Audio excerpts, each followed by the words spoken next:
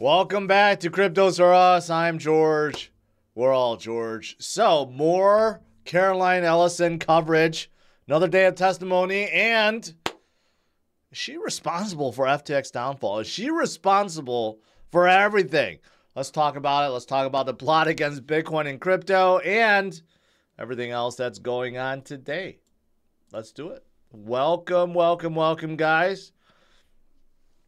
Gotta love the pictures that CNBC puts on their page.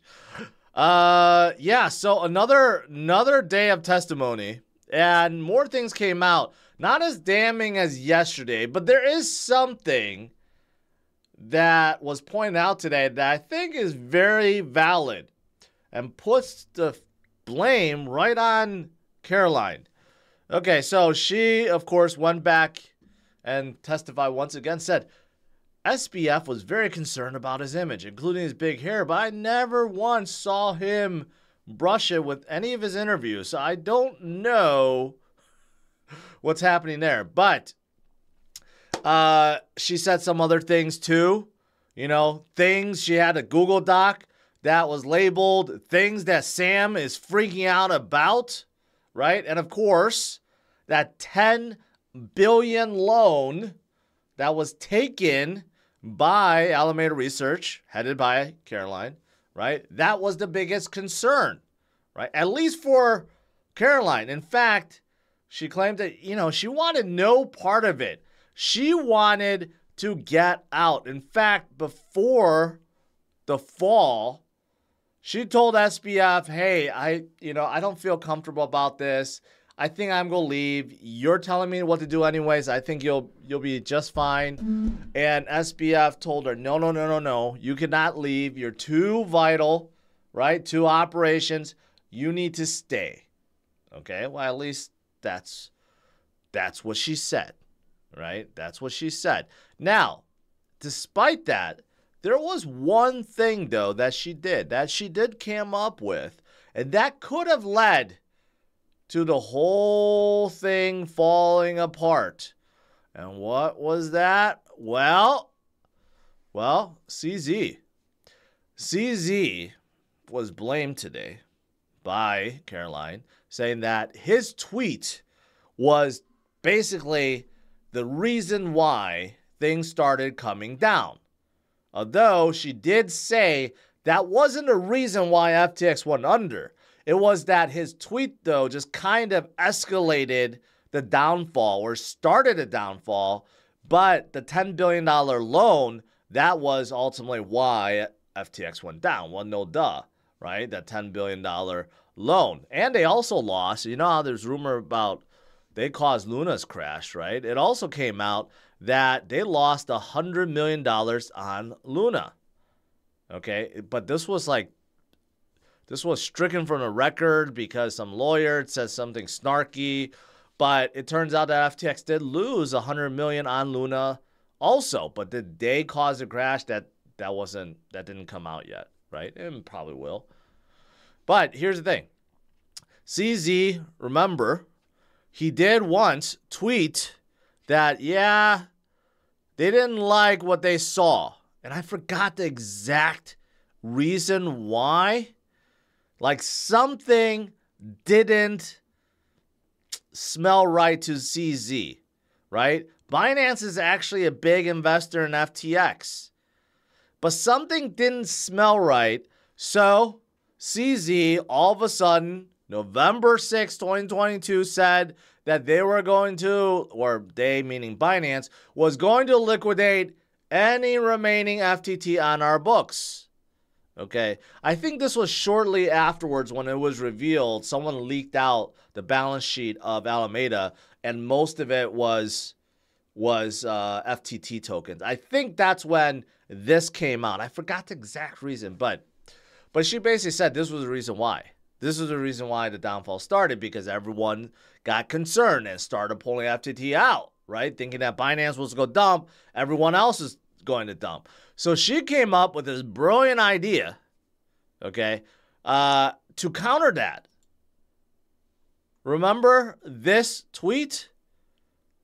Caroline retweeted or replied to CZ and said, hey, if you're looking to minimize the market impact on your FTT sales, Alameda would happily buy it all from you today at $22. I don't know how many of you guys remember that. I still remember that. And it was wild. FTX didn't tweet it. SBF didn't tweet it. Caroline tweeted, right? So that basically, CZ even said, that basically gave the floor price away. This is in 2022, not now, right? So she basically admitted the price that FTT cannot fall below. She didn't need to say that. She could have just said, oh, we'll buy it all from you. But she revealed the floor price FTT has to be, right? And that you could argue was the reason why everything went under, because she did that, right? And here's the thing. Here's a group chat between Caroline, Sam, and SBF, and a few others. So this was obviously her idea. She asked for permission. So think I'm going to tweet at ZZ that we will buy it all from him at $22. Any objections?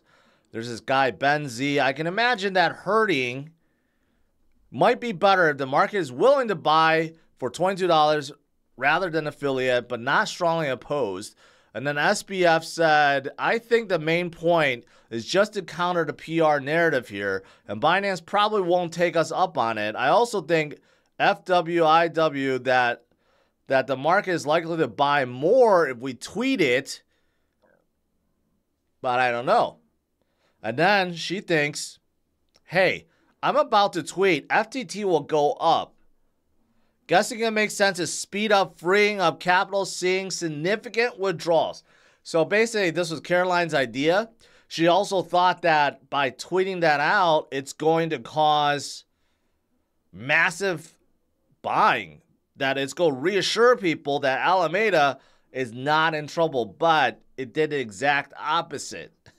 It revealed the floor price, and it got more people concerned because that just didn't look good when it came out, right? So you could argue, was it just her? Maybe she was the reason why. She was the reason why, right? That the whole thing collapsed, who knows? But that's the main thing that came out of today. That was quite interesting. Quite interesting. Now, we know that after FTX collapsed, a lot of things collapsed. Genesis from DCG collapsed. Voyager collapsed, and there's more. BlockFi collapsed. Everything collapsed due to FTX.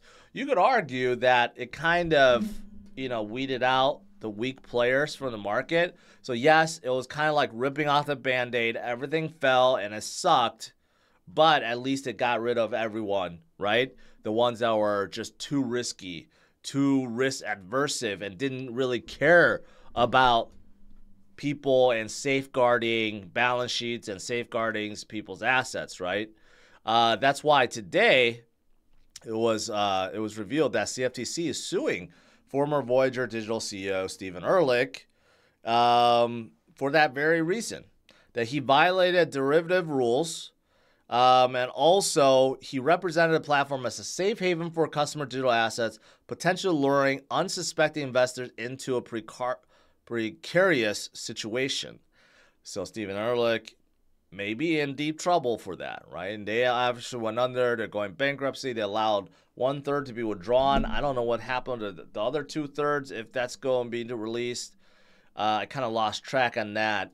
And then also Genesis, they went under, and then they settled for $175 million, I guess.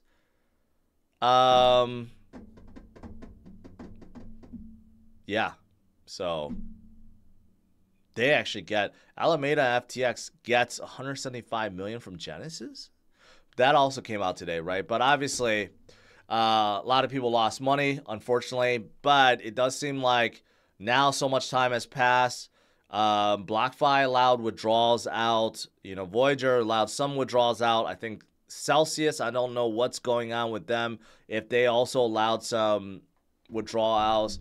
But at least some people are getting some of their money back. But ultimately, they were just all too risk adverse. They loaned way too much to FTX, and FTX loaned way too much to Caroline. And we know the rest, right? So I'm sure more things will come out, but that is the latest from today.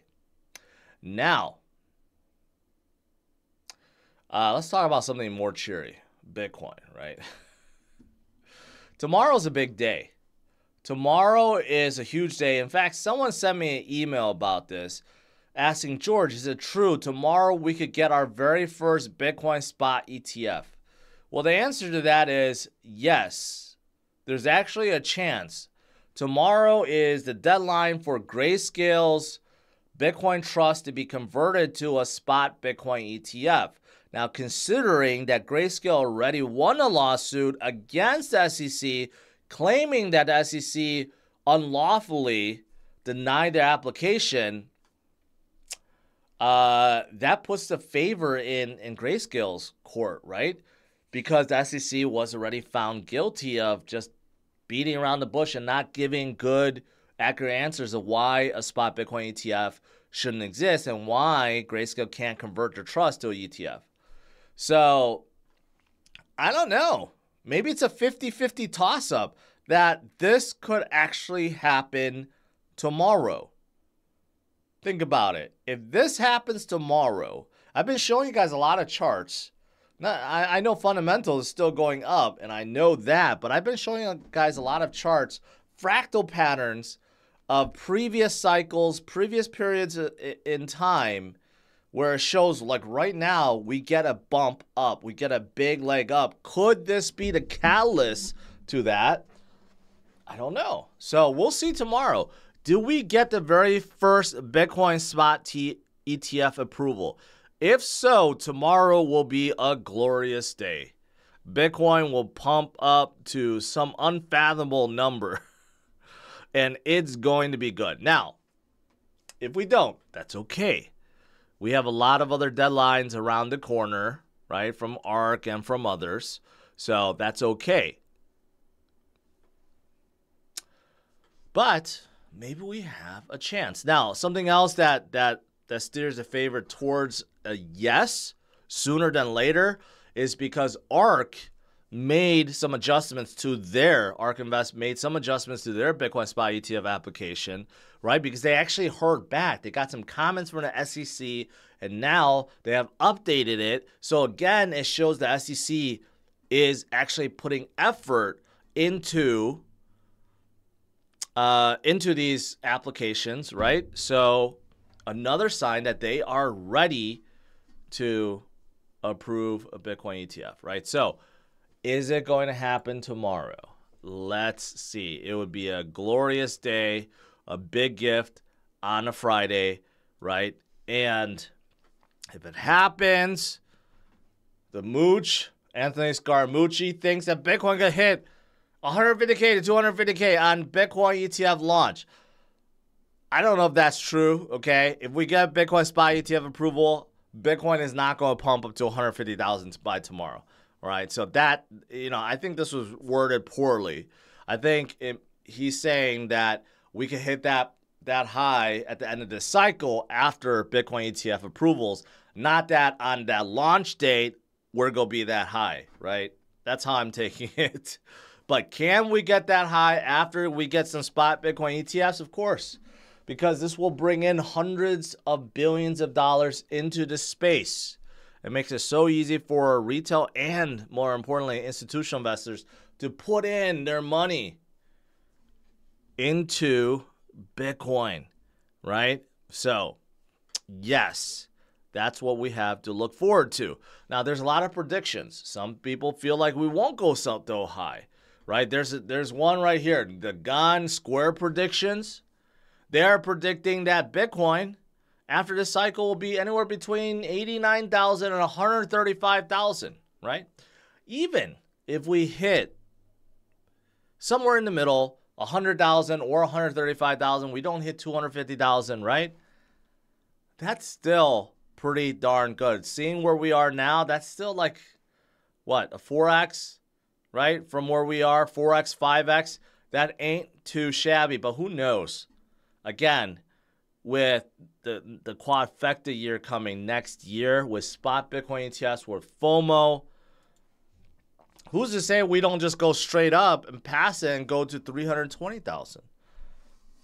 So here's another prediction, that the top will be at $320,000, right? A lot of people are guessing, a lot of people are speculating, but they're making educated guesses because they're looking at previous cycles, previous bottoms, previous tops, right? Calculating the moving averages. And this prediction is showing that Bitcoin will be at astonishing $320,000. So, point is, it's going to be much higher than where it is now, right? This is why we stay in the game. We stay strong. We ignore the FUD. We ignore the short-term volatility. We focus on the future, and that is Bitcoin, right? Look at this. Number of people holding Bitcoin, right? The supply held by entities with less than 10 Bitcoin. 10 Bitcoin's a lot. That's like $270,000. So people that hold less than $270,000 in Bitcoin continues to go higher. Higher, higher, higher, and is at an all-time high. Okay, so obviously holders are not going anywhere. Fundamentals keeps on increasing. The hash rate is at an all-time high as well, right? So as long as the people believe and hodl, and the miners believe and hodl and mine, right? That's ultimately what we want, right?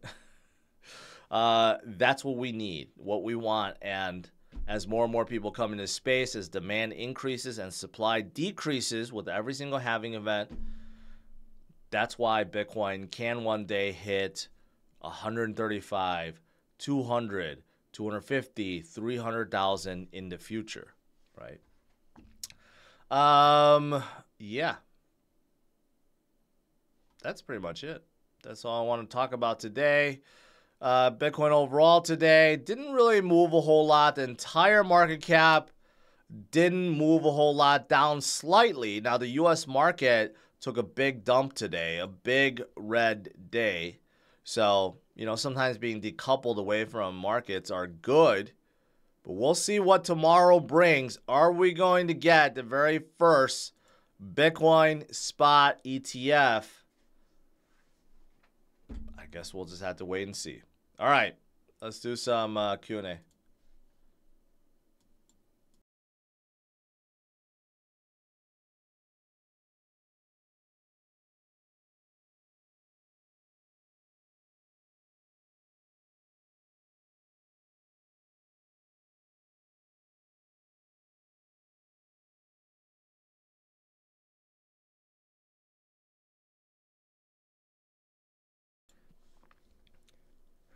Steven, that's an interesting question there.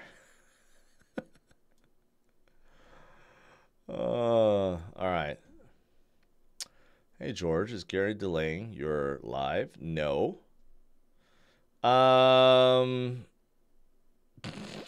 Crypto Esquire, I'm not going to repeat what you just said. Robert says CZ exposes the truth. Yes. Yeah, let's see here.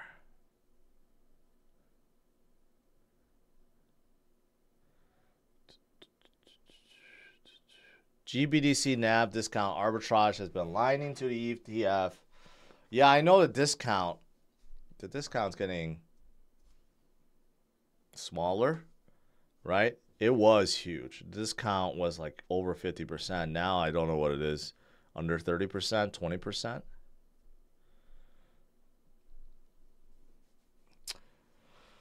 I'm not going to answer that would you rather question. Jake, opinions on Algorand integrating with Python. So any Python developer can build on Algorand and then becoming the first pure POS blockchain. Jake, I don't really have opinion on it. There's a lot of developers, a lot of different languages. You could argue which one is the best, which one's easier, which one's harder. I mean, I'm not a developer, so I can't say. Python is, you know, it's huge.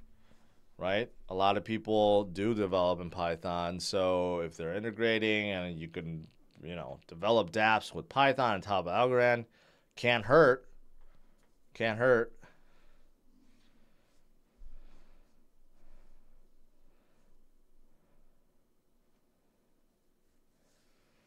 Did you know, man, he's not going to get off scot-free, man.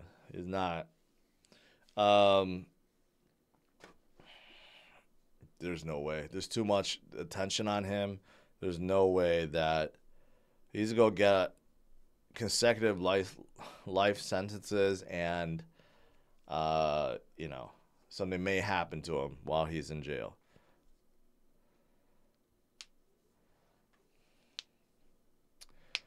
Do you think it's good for Grayscale SPY Bitcoin ETF to be given an okay first or BlackRock?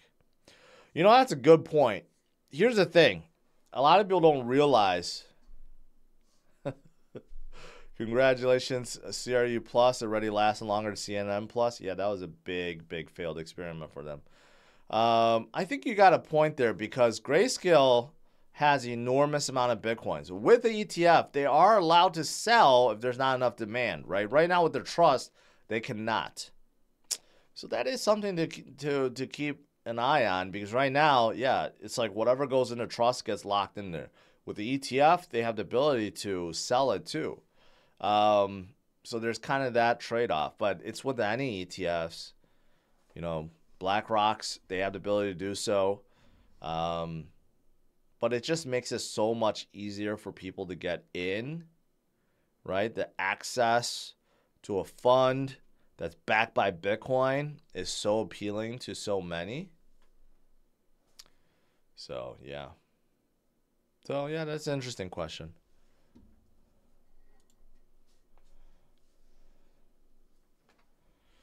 Yeah, maybe it doesn't get approved, right? Maybe we don't get it. Maybe BlackRock's will in March.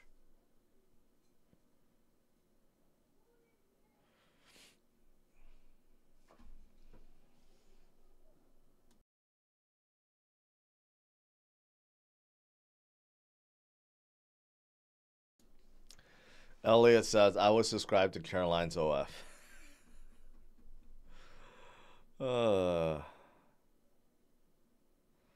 Thoughts on Dogecoin? I don't really have any thoughts on Dogecoin. Let's see if Elon builds his, crypto wallet, his payment system.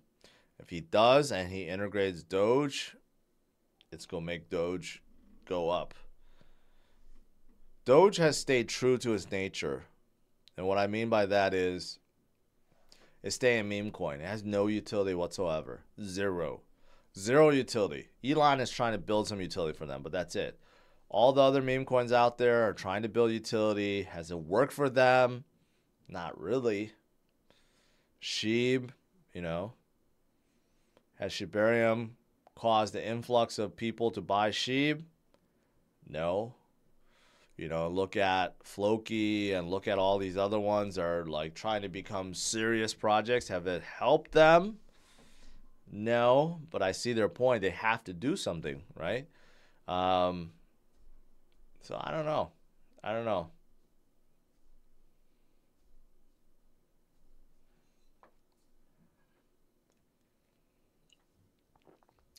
Please do a segment on algo. Too much news to ignore. Maybe not. I'm actually not a big fan of Algorand, to be honest.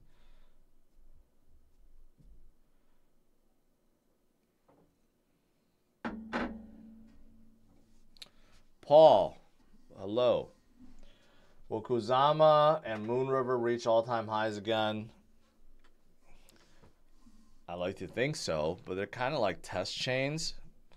Just going with Polkadot would be a better play, but Moon River is a little bit different. They're like a EVM chain, a parachain. So just yesterday I covered how Polkadot and Kusama is number 2 and 3 in terms of development. And that's surprising because I don't hear much about them at all.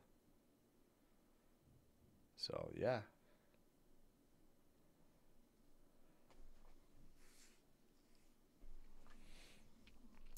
Face Smile, what's an optimal crypto portfolio allocation for beginners that start with 5K all in on Bitcoin, parts of it, and alts? If you're starting out, yeah, you just go all Bitcoin, right? I know people don't want to hear that. Most people coming in, they just want to know, tell me what to buy, what's going to go up the fastest, right? They don't care about anything, but, you know, crypto's a long-term game, even though the gains come really, really fast, but you should still know what you're investing in. So I would highly suggest everyone to start with Bitcoin only, then learn about like Ethereum, and then look at the Ethereum, you know, competitors or Ethereum killers like Cardano and Solana and BNB and Avalanche and Polygon. There's so many, right? And then determine what you like the best. Or, you know, you can learn by watching me and me covering them. Yeah, but I would say start with Bitcoin. And then later on, diversify 50, 25, 25. 25% in big caps, which is anything, I would say, above 5 billion in market cap. And then 25% in mid to small caps, which is anything below. And there's a lot. There's a lot there.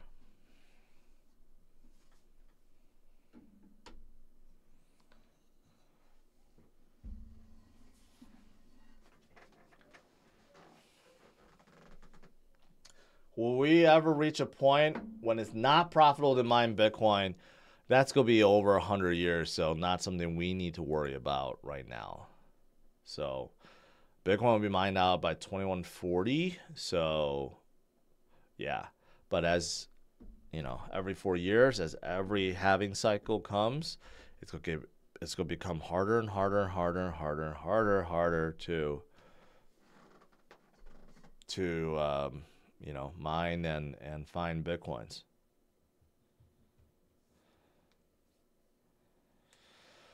Any more marriage advice? I don't know, AJ. What do you want to hear? You ask and I shall answer. Do you think Saylor sells any of their Bitcoin and buys more in the next bear? I don't think he could sell. If he sells, people will like call him the biggest hypocrite. So I think he's going to be holding on forever. And I don't know if anyone knows truly his wallet address.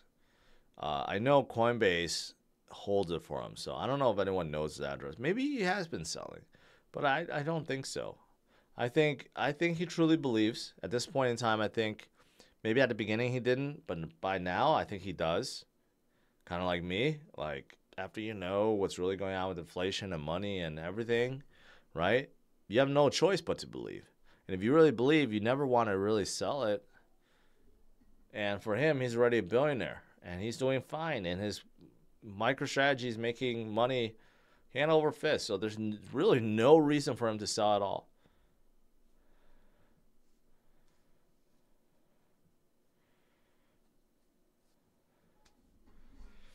If there's a Santa rally, will you wear a Santa hat? Sure I will.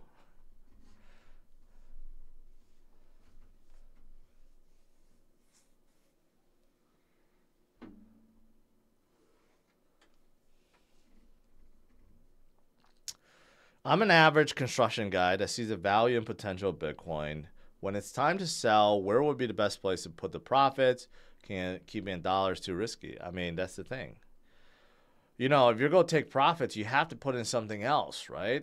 Dollar is risky because of inflation. I mean, but, you know, sometimes that's the best play because you need to have cash on the side to be able to DCA or buy back in, right? So sometimes that is the best bet. You just don't want to keep too much in cash over a long period of time because you know that your buying power is just being diluted by inflation. G-O-L, or Geo, Geo, I think. Hey, George, 105 portfolio, 50% in Bitcoin, 15% in ETH, small rest. What do you think? Hey, it sounds like you've been listening. 50% in Bitcoin, 25% in big caps, 25% in small caps, right? You're a little bit heavier in smaller caps and mid caps. That's okay because you have 50% in Bitcoin. So that is just, you know, I came up with that for newbies, for amateurs coming in, wondering how their portfolio should be. I think that's a good makeup, so you're following it.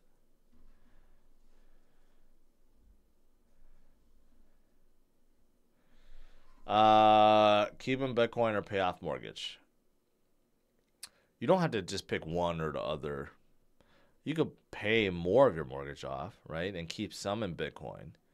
Or you could keep a lot of it in Bitcoin and not pay off your mortgage. If you have sub 3% mortgage rate, right, maybe it's smarter to keep more in Bitcoin and wait until the cycle's over, right?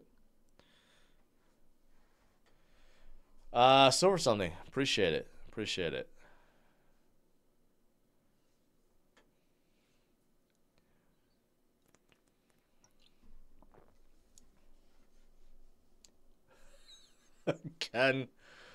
Ken, yeah, I'd rather not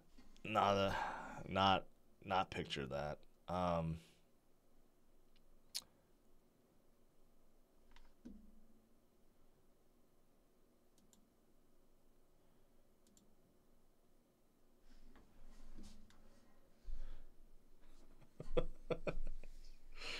Skipping stones. Did I retire to XRP education video? No, I have safeguarded. You know, you can't play it too much. It gets the XRP army a little bit too riled up. So, got to save it for the good days. Is this a Bud Light?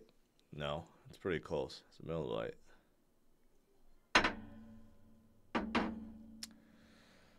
Tune in from Texas. Welcome. Yeah. I think that's it. I think that's it for tonight. Anyways, so more SBF Caroline coverage. But you know, tomorrow's a big day. Let's see what happens. Are we going to get the very first Bitcoin spot ETF? We will see. There's a chance. This is Grayscale, so there's a good chance that they could actually get approved tomorrow. Let's see. But if not, it's okay. We got a lot of other applications in play, right? And sooner or later, we're going to get one. All right? Smash it a like, subscribe to the channel. I'll see you guys tomorrow, 8:30 a.m. Central Standard Time. All right. Have a good night, guys. Take care. Bye-bye.